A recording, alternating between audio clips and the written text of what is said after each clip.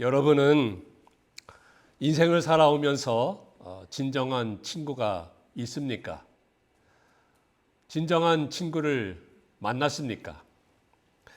우리가 살아가고 있는 오늘의 현실은 정말로 각박한 세상입니다.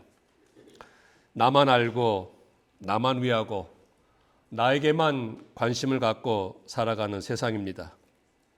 이런 세상 가운데서 내가 어려울 때에 자기를 희생하면서라도 나를 도와주고 나를 위하는 진정한 친구 한 사람만 있어도 그 사람은 성공한 인생입니다. 성경에서도 다윗과 요나단은 진정한 친구의 모델이 됩니다. 서로 원수지간 같은 그런 집안이지만 그들만큼은 진정으로 사랑하고 아끼고 위하는 친구였습니다. 자기 생명, 자기 목숨을 아끼고 사랑하듯 상대를 그렇게 위하는 친구였습니다. 이런 진정한 친구가 여러분에게 있는가 말입니다. 아니 반대로 여러분은 이러한 친구가 됩니까? 아주 오랜 옛날 그리스에 친구 둘이 있었습니다. 하루는 그중 한 친구가 억울한 누명을 쓰고 잡혀가서 사형을 당하게 되었습니다. 그런데 그때 사형당할 이 친구의 어머니가 위독하다는 소식이 전해졌습니다. 곧 사형을 당할 친구는 어머니의 얼굴을 한 번만이라도 마지막으로 보고 죽게 해달라고 왕에게 요청하였습니다. 그때에 이런 상황을 알게 된 그의 친구가 자기가 대신 감옥에 들어가 있을 터이니 이 사형당할 친구를 집에 갔다 오게 해달라고 간청을 합니다. 이에 왕이 묻습니다. 만약 내 친구가 돌아오지 않으면 어떻게 하겠느냐? 그는 자기가 기꺼이 대신 죽겠노라고 대답을 합니다. 그리하여서 왕은 나흘 4일간의 시간을 주며 단단히 다짐하고는 사형당할 그 친구를 풀어서 집에 가도록 하였습니다. 그런데 3일이면 다녀올 그 집 거리인데 불구하고 이 나흘 시간이 다 가까이 되는데도 그 친구가 돌아오지 않는 것이었습니다. 그래도 이 감옥에 지금 갇혀 있는 이 친구는 자기 친구가 반드시 돌아올 것이라고 굳게 믿고 있었습니다. 마침내 사형 집행 날이 되었습니다. 약속한 대로 그는 꼼짝없이 사형을 당할 위기에 처한 것입니다. 손발이 묶인 채 끌려가고 있을 때 바로 그때에 친구의 믿음대로 원래 사형당할 그 친구가 헐레벌떡 달려오는 것이었습니다. 이제 내가 돌아왔으니 내 친구를 풀어주십시오 라고 말하고는 쓰러졌습니다. 왕은 궁금하여서 왜 늦었느냐고 이유를 물었습니다. 그가 말을 합니다. 갑자기 자기 고향집에 폭우로 홍수가 나는 바람에 강물이 불어서 도저히 바로 건너오지 못하고 한참이나 돌아와야 했기 때문에 늦었다고 이야기를 했습니다. 이제는 왔으니 나를 죽이라고, 사형 집행하라고. 이런 얘기를 듣던 왕은 자기 생명처럼 아끼는 두 친구의 그 참된 우정에 감탄하여서 두 사람 모두 어떻게 했을까요? 풀어줬다는 이야기가 있습니다. 오늘 말씀에 보면은 예수님께서 제자들을 향하여서 너희는 나의 친구라, 너희는 나의 친구다 라고 말씀하고 있습니다. 얼마 후에는 예수님이 어려움 당할 때 저들은 부인하고 버리고 다 달아날 형편없는 제자들입니다. 그럼에도 불구하고 예수님은 저들을 가리켜서 서슴없이 너희는 나의 친구다, 내 친구다 라고 말씀하신 것입니다. 마찬가지로 오늘 우리도 여러 가지로 부족하고 때로는 형편이 없습니다. 그런데도 예수님께서는 우리를 향하여서, 우리 한 사람 한 사람을 향하여서 너는 나의 친구다, 너는 나의 친구다 라고 말씀하시면서 선언하시는 것입니다. 이 놀라운 은혜이고 감격스러운 일이 또 어디 있겠습니까? 예수님과 우리는 친구 사이라는 것입니다. 여러분들 가끔 베프 하는데 베스트 프렌드, 그보다도 더 정말로 하나밖에 없는 최고의 친구가 바로 예수님과 우리 사이라는 것입니다. 예수님께서 바로 이와 같은 친구를 우리로 하여금 그 친구가 되도록 하였다는 것입니다. 그러면 어떻게 해서 친구가 되었는지, 또 친구로서 어떠한 은혜와 어떠한 혜택을 누리게 되는지, 어떠한 축복을 누리게 되는지 오늘 말씀을 통하여서 주님의 음성 듣기를 소망합니다. 첫 번째로 우리가 생각할 것은 친구를 위해서 목숨을 버린 사랑입니다. 예수님께서는 친구를 위해서 목숨을 버린 그 사랑을 베풀어 주신 것입니다. 예수님은 우리같이 부족하고 흠이 많고 형편이 없는 사람들일지라도 정말로 애끓는 사랑을 가지고 과거에도 사랑하셨고 지금도 사랑하시고 앞으로도 변함없는 그 사랑을 가지고 사랑해 주시는 것입니다. 우리 같은 사람을 친구 삼으시기 위해서 당신의 목숨을 버리시기까지 하면서 사랑해 주신 진정한 친구이신 것입니다. 즉 십자가에서 모진 고통과 아픔과 모욕을 감내하면서 마지막엔 목숨까지 버리시면서 사랑하신 것입니다. 당신의 생명보다 더 아끼고 소중히 여기신 그 사랑입니다. 이보다 더 큰 사랑이 어디 있겠습니까? 오늘 말씀에서도 친구를 위하여 자기 목숨을 버리면 이보다 더 큰 사랑이 없나니 라고 말씀하지 않았습니까? 자기 목숨을 버리기까지 하면서 사랑한 그 사랑,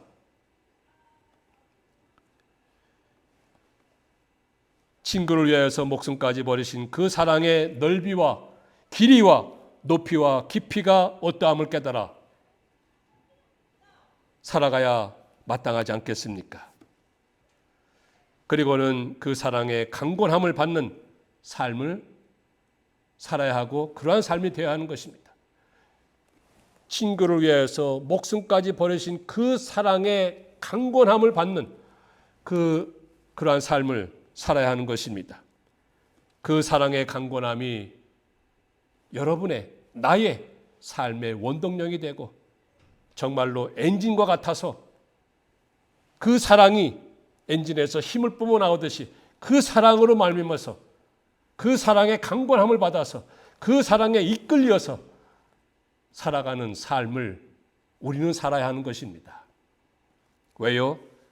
진정한 친구 되시는 예수님께서, 주님께서 나를 위해서 목숨까지 버리신 그 사랑을 베풀어 주셨기 때문입니다.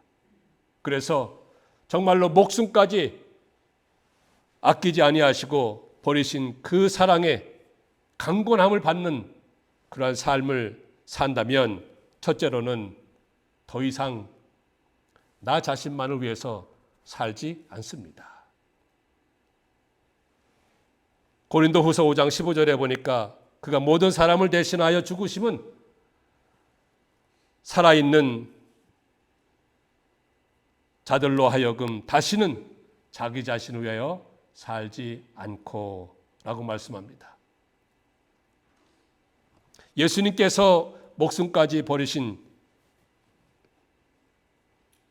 그 사랑을 깨달은 사람은 정말로 자기 자신을 위해서 살지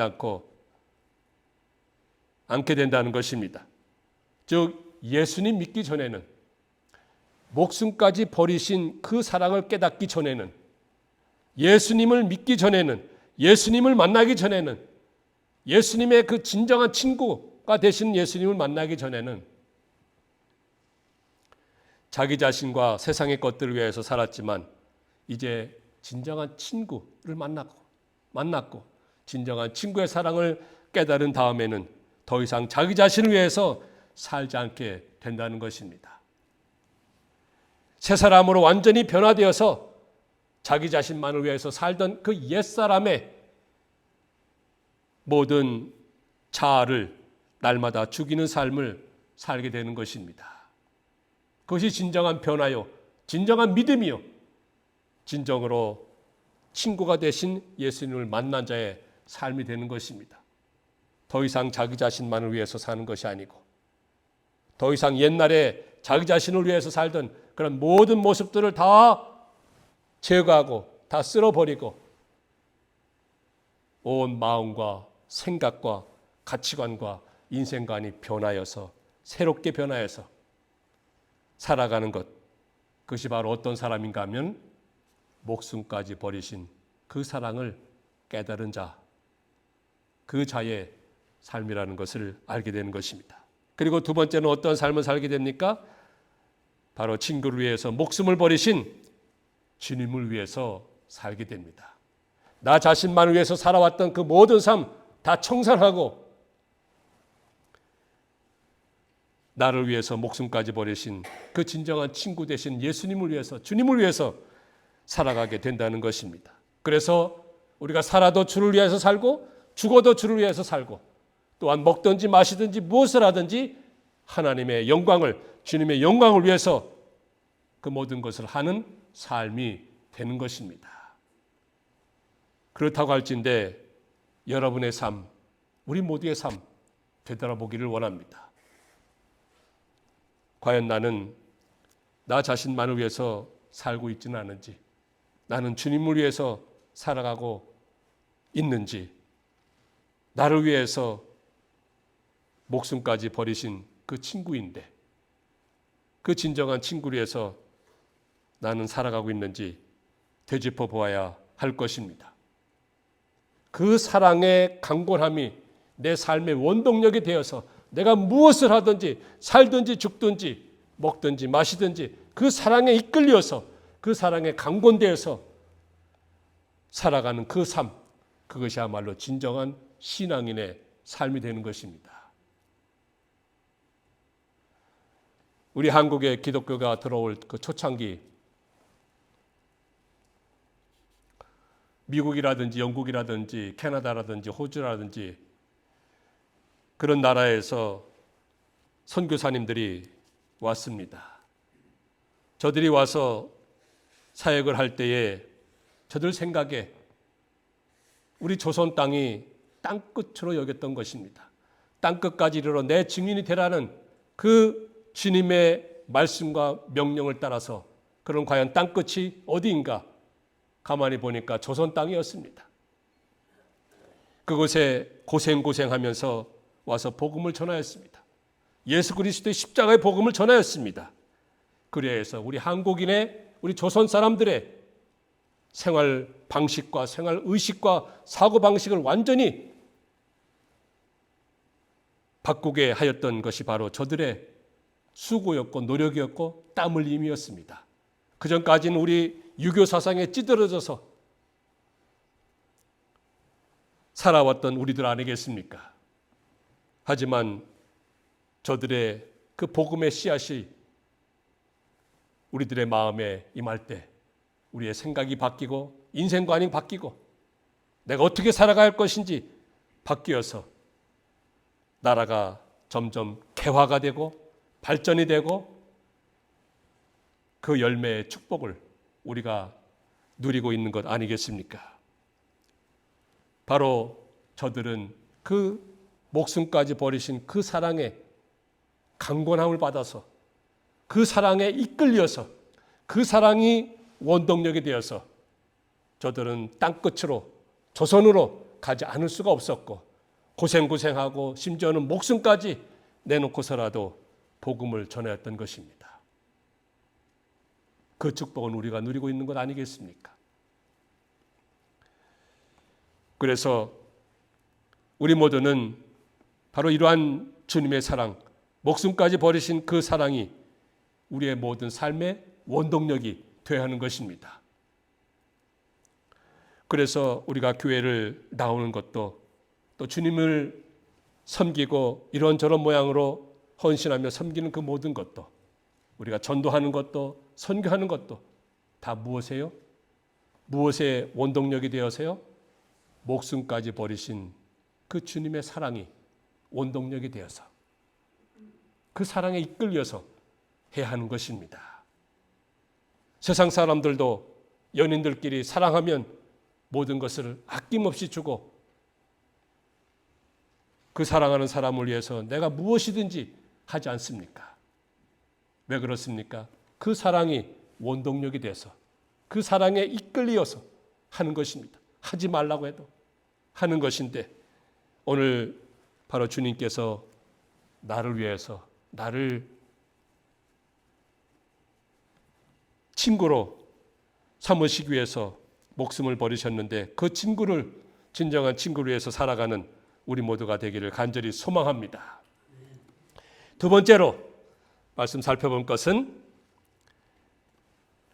목숨까지 버리신 우리 주님께서는 나를 친구로 택하여 세우신 것입니다. 나 같은 사람을 친구로 택하여서 세우셨다는 것입니다.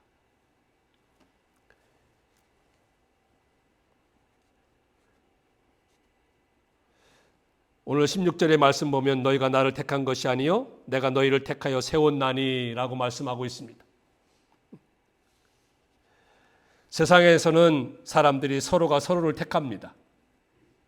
이것이 좋아서 저것이 좋아서 이것이 내 마음에 들어서 점점 가까워지고 친구가 되고 친구로 택하여서 친구로 살아가고 있는 것입니다. 그러나 예수님과 우리 사이는 그렇지 않은 것입니다. 내가 예수님을 택한 것이 아니고 예수님이 나를 친구로 택하고 세우신 것입니다. 예수님께서 제자들을 친구로 제자로 삼으실 때 저들은 갈릴리 바다의 어부들이었습니다. 대부분 천한 사람들이었습니다. 내세울 것이 없는 사람들이었습니다. 그럼에도 불구하고 예수님께서는 저들을 친구로 제자로 삼으신 것입니다. 그리고 저들을 세워서 주님 나라를 이루어가게 하신 것입니다. 마찬가지로 우리 모두도 주님 앞에서 볼 때 무엇이 잘나서 무슨 공로가 있어서 어떤 특별한 면이 있어서 주님이 우리를 택해서 친구로 삼으신 것이 아니고 주님의 주권적으로 주님의 단독적인 역사로 너는 내 친구다.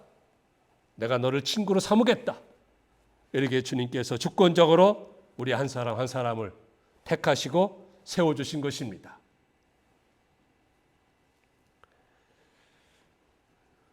예수님의 제자들은 이런 사실을 잘 알고 있었기 때문에 예수님은 제자들을 향하여서 너희는 나의 친구라 라고 말씀하시고 선언하셨지만 저들은 예수님은 나의 친구다 라고 말하지 못하였습니다. 말하지 않았습니다. 저들이 어떤 자격이 있어서 어떤 공로가 있어서 예수님께서 친구로 선택하고 택하여 주셨다면 예수님께서 자기들을 향하여서 나의 친구라고 말할 때 자기들도 예수님에 대해서 예수님은 내 친구입니다 라고 말을 할 수 있었을 것인데 그렇지 않았던 것입니다. 자격이 없고 공로가 없고 형편이 없지만 예수님께서 일방적으로 주권적인 역사로 저들을 친구로 삼아주신 것, 그거 생각함으로 인하여서 저들은 예수님을 친구로 부르지 못하고 예수 그리스도의 종으로 저들은 자기 스스로를 불렀던 것입니다. 자기들은 예수님의 종이요, 예수님의 하인과 같은 사람이요, 예수님의 사환과 같은 사람이요, 예수님의 심부름꾼으로 여겼던 저들입니다. 그만큼 저들은 겸손하였던 것입니다.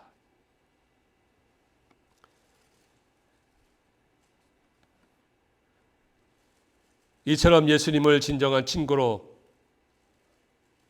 여기는 자는 자기를 낮추고 겸손하게 됩니다. 자기를 낮추고 겸손하게 되는 것입니다. 중세시대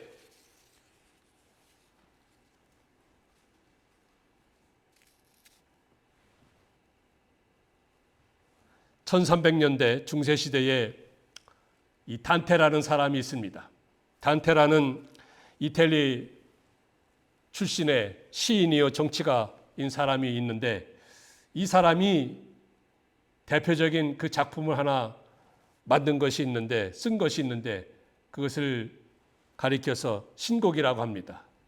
단테의 신곡, Divine Comedy라고 하는데, 이 Divine Comedy, 신곡의 주된 내용은 4, 5세기에, 즉 지옥과, 그 당시는 캐톨릭이기 때문에 연옥, 그리고 천국을 여행하는 내용으로 기록된 책입니다. 근데 그 가운데 이런 내용이 있습니다. 이제 단테가 어느 날 지옥을 여행하게 되었습니다. 지옥을 여행하게 되었는데, 한쪽에 갔더니 그곳에 수많은 사람들이